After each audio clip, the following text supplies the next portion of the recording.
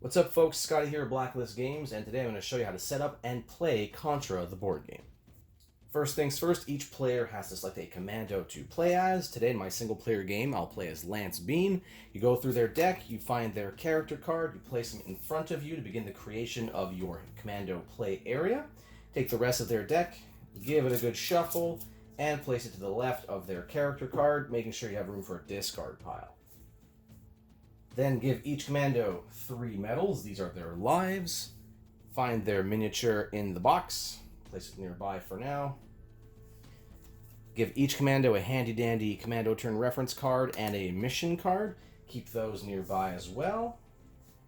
Each commando should also take a attack and move reminder card in their color. Place those nearby somewhere.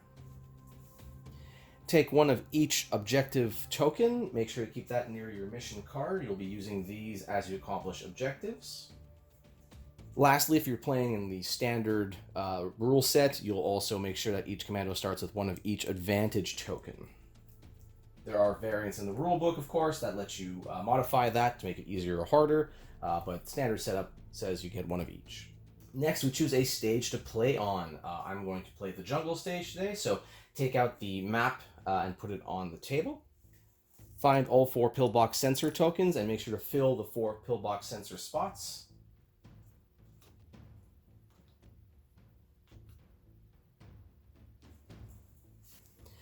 Find the corresponding stage deck for the stage you've chosen. So here we go, stage deck jungle. You find the reference card, look at the setup side, and it's going to give you initial setup instructions.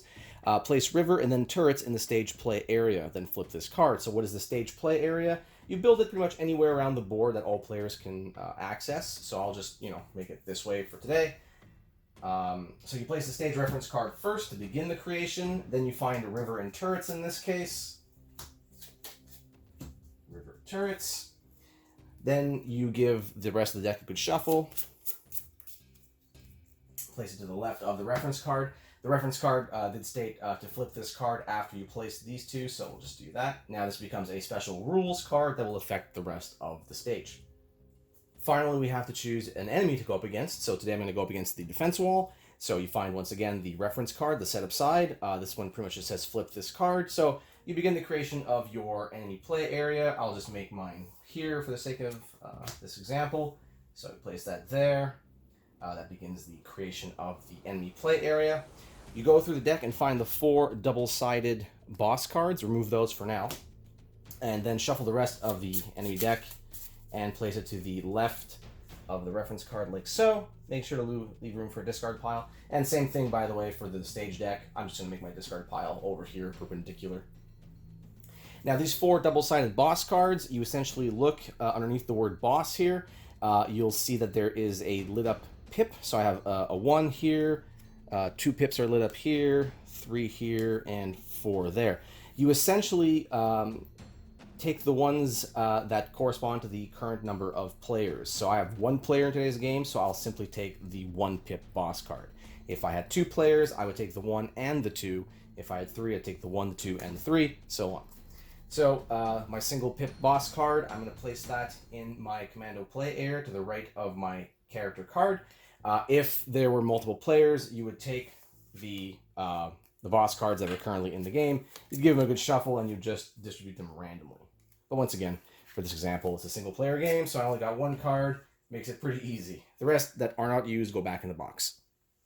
Find the miniature for the enemy you're going up against. So here's the defense wall. I'm going to place that on the enemy spaces, the boss space. Each map has a set of those. They're these blue things here, like so. You're going to take your commando miniature, and you're going to place it on a commando starting space. You can choose whichever one you want. I'll just go there for today. All right, and now for the final steps of setup, we're going to make sure all the cards and components are laid out. So you get your objective deck, give that a good shuffle, and you place that somewhere nearby. Get your weapons deck here, give that a good shuffle, like so. Take out the damage tokens, make sure everyone has access to those. The dice, of course. Stage tokens. Advantage tokens. And enemy tokens. And for the final steps here, each commando has to draw an enemy card to start the game. So we're going to take the top one off the enemy deck. I have a red light gunner. I'll go and find the red light gunner token. I'm going to spawn him in the closest spawn point to my commando, which will be this one here. So I'll place it like so. And of course, one thing I forgot to mention is each commando does start the game with a hand of 4 cards. So just keep that there. And that's it for setup. Let's learn how to play the game. The objective in Contra, the board game, is to destroy the boss. To do so, you have to eliminate all the boss cards in play. Basically, you have to make sure they're on their defeated side, like so. So in a single-player game, having the single boss card on the defeated side, I would win. If there were multiple players, they would each have to have their boss card on the defeated side.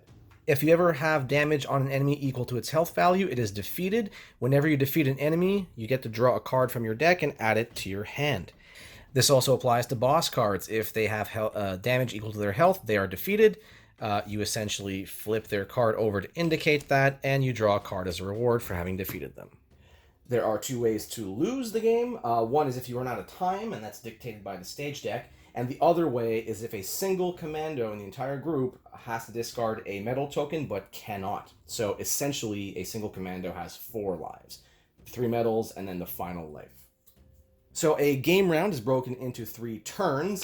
This is all on the back of the rule book, which is pretty handy, but also each commando has a reference card. This is actually used to track who's played, so we'll get to that in a second. But essentially, the commandos all take their turns in an order of their choosing. Then when they're all done, the enemies get to take a turn, and then the stage gets a turn, which is basically events and all sorts of, environmental effects. Then you start over, and you keep going until you either accomplish your objective or you are defeated.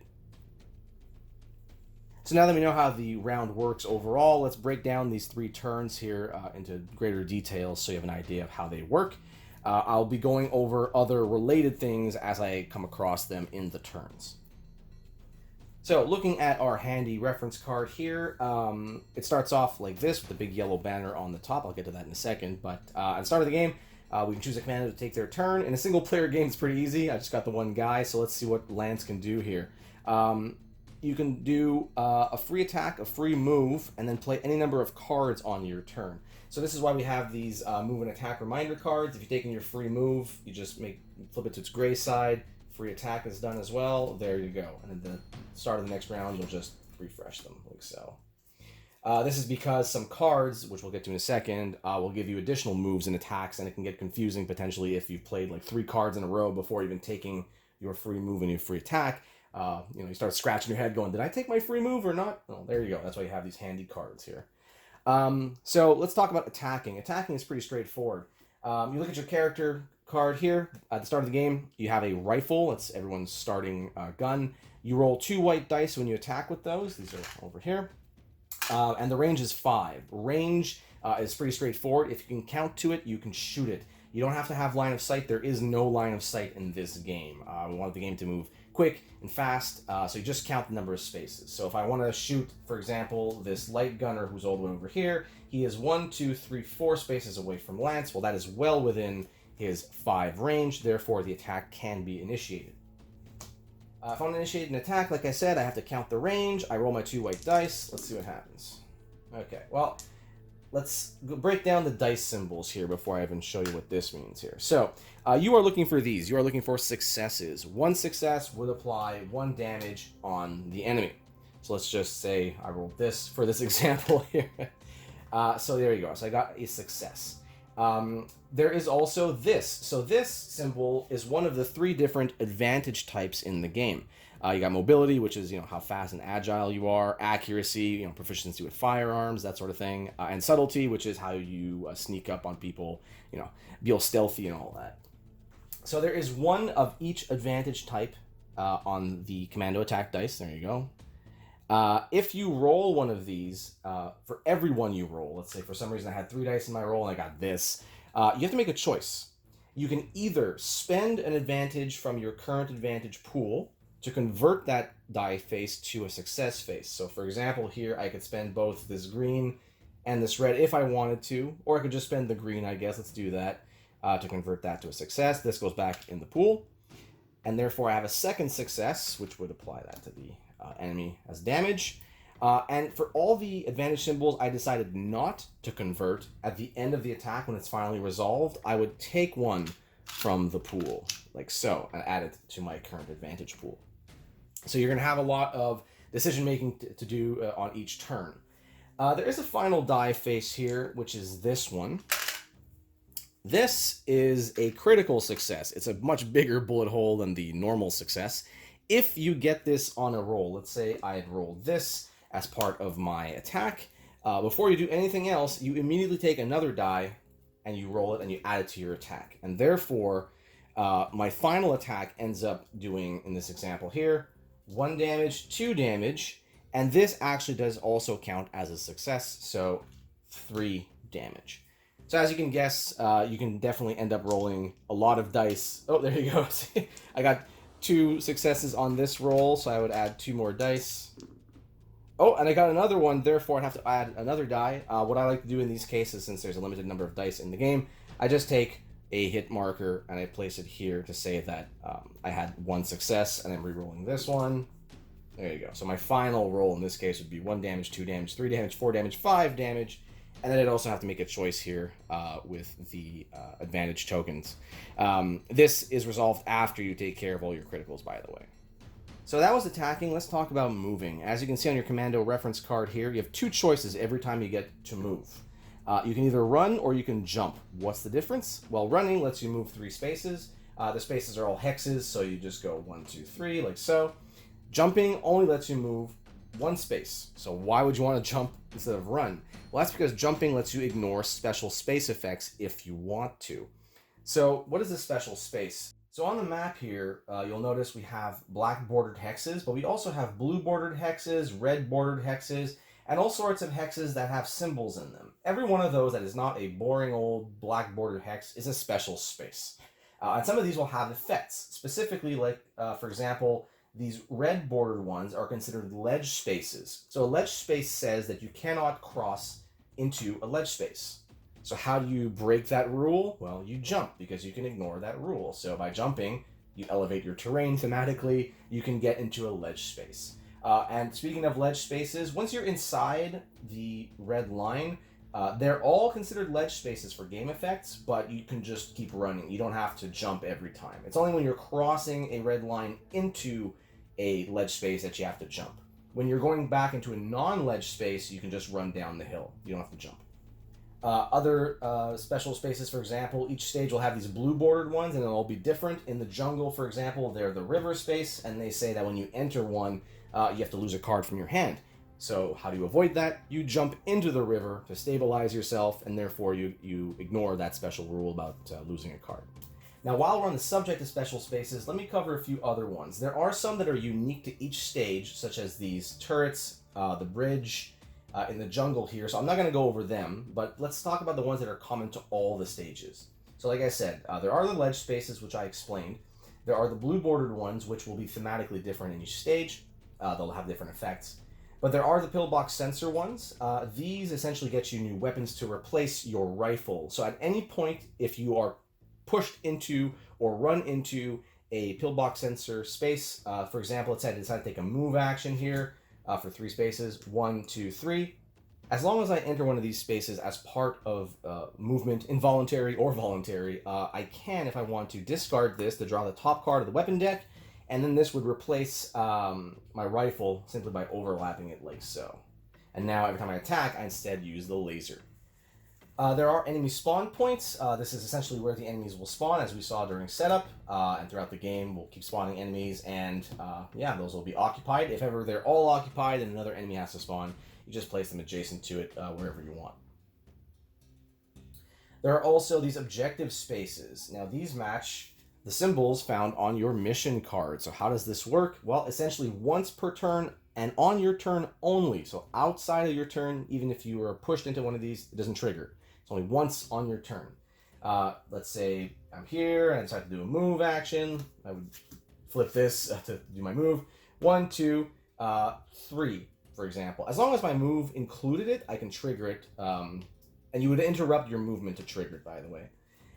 You would draw the top card of the objective deck here, And you have to check to see if your current advantage pool has the matching symbols. So right now, if I look at my current advantage pool, I only have 2 reds and a blue. But I guess we'll talk about something else while we're at it. Your hand of cards, which I haven't shown yet, also have advantage symbols. These are part of your current advantage pool. So my actual current advantage pool is 4 reds, a blue, and a green, which is not, unfortunately, what I need. I need at least 1 more green. So in this case, I failed this objective, so you get the scout effect instead. Think of it as like a consolation prize. So I would gain a red token and a green token. So this and this. Now, important note, you can never have more than 3 physical tokens of each color per commando. So right now I'm maxed out at red for Lance. Your hand of cards, even though they have advantage symbols and they count in your current advantage pool, are not considered advantage tokens. So there's no limit on the number of cards you can have in your hand. Either way, once this is done, I would discard it, and I can try it again on another turn, or another commando could try it. Each commando could attempt the same objective, even if another commando has done it already. Let's backtrack, though, and let's say that somehow I actually had this. So including my cards and everything, I definitely have more than enough stuff now. So I would discard this, and I would actually succeed at the objective, which is a red flag here. So going back to my mission card over here, I would essentially take this little red objective token and place it on my mission card. And now for the rest of the game, I get this bonus here, which, for example, here says, during your attacks, you may convert any number of red advantage results to success results. And that's basically for free. So what I was talking about earlier when I was attacking, let's say I attacked and I got this. Instead of making that decision of paying red from my pool to convert this to a success, I can just say, well, I have the ability to make it a free success, I'll do that. So as you can imagine, these are pretty handy things to have, these bonuses. Some effects might make you lose an objective token. At that point, you can go back and you can try again. Also, I guess one thing to mention is if ever you already have, let's say, the red objective token on your mission card, and you enter this space as part of your move on your turn, it now instead becomes a draw 1 card from your deck and add it to your hand space. So it's always worth going for those objective spaces. Okay, so something else you can do on your turn is play any number of cards. And once again, just to make it clear, you can do these in any order you want on your turn. So you could start by playing cards, then do a free attack, then go back to play some cards, and then do a free move, and go back to play some cards. There's no specific order in which you have to do these. But yeah, so this is my hand of cards in this example here. And once again, like I said, they each have an advantage symbol. So not only do they count towards your advantage pool, but let's say, for the sake of examples here, that something really bad happened in the game and I lost all my advantage tokens, and I, do an attack and I roll this. I can actually sacrifice a card and play it as a token to basically convert that to a success. This, however, would mean that I'm discarding the card without effect. You don't actually do what is written on the card. You discard it as an advantage play. But let's say we go back to my hand of cards here. On my turn, I can do all sorts of things. Each commando will have some cards that are common to all the commandos, such as Sustained Fire, which lets you attack. So, just an example here. This is a different attack than your free attack. So on my turn, I could do my free attack, do some stuff, and then I could say, you know what, I want to attack again. So I'm going to play this Sustained Fire, which lets me attack again. There are also some unique cards to each commando. They each have their own strengths and weaknesses. Lance, for example, really likes it when he's close up to an enemy. So this one's called Engage. You can move an enemy up to 3 spaces. So I could just say, all right, I'm moving this guy 1, 2, 3. And by the way, enemies don't care about special spaces. Everything is a normal black bordered hex to them, unless specified otherwise by a stage effect. But yeah, I moved him 3 spaces, and look at that. Now it says, then you may attack. I can attack anybody, but I get +1 die if the target is within 1 space of me. So I happen to make, wait for this guy to patrol, and then I pounce on him with my gun and my knife. Yeah, so I get the extra die. So I play that. I would roll 3 dice with my laser and an extra 1 because of the Engage card. There we go. And each commando also has a single unique card in their deck. Most cards are 3 copies, but this one, for example, Turn of the Tables, is Lance's once per deck card. You know it's a once per deck because it says each commando may. So even though it's your turn, you're going to let all the commandos at the table do something really cool. So that's really, really important to keep in mind, especially if you're about to discard a card. If it's your each commando may card, make sure you look at other options before you get rid of this. Alright, so once a commando, such as Lance here, has done everything he wants to do, he's attacked, he's moved, and he's played some cards, at the end of his turn, he would essentially draw a card into his hand, and then flip this card over. So you know that Lance has played because his card is on this side. It's ready for the enemy turn. So if there was another commando to play, he would get to do his turn. And when everyone has their commando cards face down like this, we know it's time for the enemy turn. Alright, so the enemy turn. In an order of their choosing, players each resolve a single enemy attack. What does that mean? Well, you talk to the different commandos and see who wants to resolve their enemies first. So, I'm the only one playing. I guess Lance will go. You check the amount of enemy cards in your play area. I have 2 currently. The boss does count as an enemy card. By the way, you can never have more than 3 enemy cards. We'll get to that later. Then you would basically count the number you have, so 2, and you roll 2 enemy dice in this case. So let's do that like so. Alright. So, if you have any advantage symbols, remember this is the any of my choice symbol. They are resolved as a single effect right away, and you have to avoid all the damage, otherwise you're going to lose a life, you're going to lose a medal. So in this case, I would have to pay a blue advantage from my current advantage, and then any one of my choice. If I cannot pay for any of these, I lose a medal. So let's hope I have enough advantage. My advantage tokens, well, I don't have any blues, so that's a problem. Thankfully, I have a blue in my hand, so that can be discarded without effect, and that takes care of that. And this any one of my choice, well, I could, again, discard any one of these cards, but cards are much more valuable than tokens, so I'll just sacrifice this red here. And that's essentially the basis of how you're attacked. So you want to avoid the damage that's incoming by paying for that damage with that advantage type. If, for some reason, let's just put this away here and get rid of my blue cards. Let's say I rolled this, and this is all I had left. I could pay for this any with a red, that's fine, but the blue would still come through. In this case, you pretty much say, look, okay, there's one of them that can't get through, so I'm just gonna keep my cards. There's no point spending them if I'm gonna get hit anyways.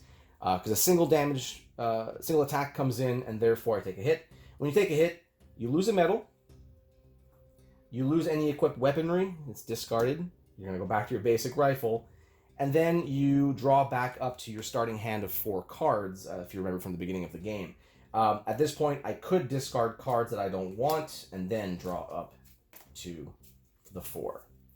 So that's essentially how an attack works. Now, there is the possibility you'll roll something like this. This is the dreaded enemy special.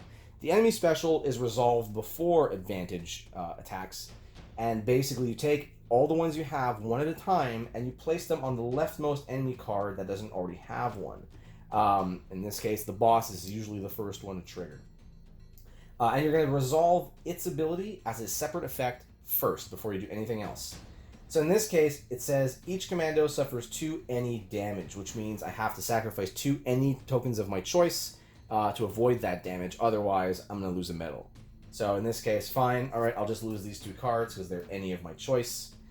And then, sorry, I don't know if you can see this on the screen.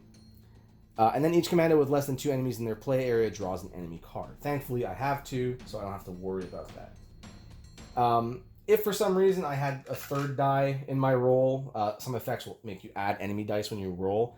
And let's say it was like this, I would take the next enemy special, place it on the next enemy card, and then resolve its ability first, or individually. So this enemy moves 3 spaces towards the empty ledge space nearest it, and then I have to suffer 2 red damage. Now at this point, you know, let's say I've done this, and I only have 1 red, well, I'm going to take a hit as well. So take a hit, and then I can draw back up to 4 cards, like so. Again, you'll notice that I didn't pay the red, even though it says suffer 2 red damage. It's pretty much, it's an all or nothing thing. So if I can't pay the whole cost, I just keep my cards. I'm going to lose the medal anyways. And then I went through it, and let's say I had this left over at the end, well, then I would have to pay a blue, or otherwise I'd lose another medal. Thankfully, I have a blue here, so we're good.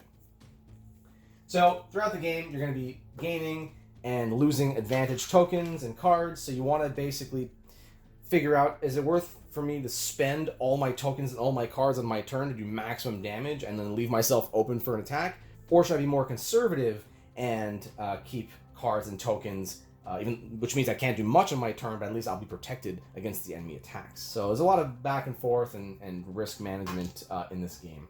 Okay, and finally the stage turn. So after all the commandos have done what I just explained about the enemy turn, right? So Lance has done his enemy turn, and then Bill would do his, for example. After all the commandos have done that, we move on to the stage turn, which is generally pretty quick. You're going to trigger any card in the stage play area that says activate from left to right. So, for example, here, River says activate. Each commando in a river space must discard a random card from their hand. So, if Lance had ended the round in the water, well, this would affect him. We also have turrets here. Activate. Each commando within 3 spaces of a turret space, well, shoot, that would be Lance as well, would suffer 2 any damage. And if you remember how damage works, it's 2 any advantage of my choice. So if I had no tokens and no cards left, then I'd take a metal hit because I can't pay for any of it. But if I had tokens and cards, hopefully I could avoid that. One thing I forgot to mention also is, by the way, each enemy and stage will have their special rules cards. So essentially, it'll tell you how to do things on the stage or things to avoid on the stage. Right, but after you trigger your cards from left to right and make sure all the activation effects are done, the group as a whole draws a single event card and reads it. You'll notice some stage cards, when drawn, have this pillbox sensor icon on them. This is the first thing you do before resolving the rest of the text here. This basically means you can refill any empty pillbox sensor space on the map. If a commando happens to be standing in there when it's refilled, they can immediately choose to discard it to draw a weapon card. And you do what it says, and then you discard it. If, for some reason, you've gone through all of these multiple rounds, and now you do this, you activate all the cards, and then you have to draw a stage card, but it's empty, you can't, it's game over. So let's say this one has 1, 2, 3, 4, 5, 6, 7, 8. So you have 9 rounds. So 8 rounds with cards, and then a final 9th round that you have to do before you have to draw a card, and there's none left. Okay, so let's say it is the end of the stage turn. You successfully drew and resolved an event for the stage, and you didn't run out of time, essentially. The game keeps going. So each commando takes their reference card, flips it back to their commando turn to get ready for the next round. They're also going to refresh their free attack and move cards.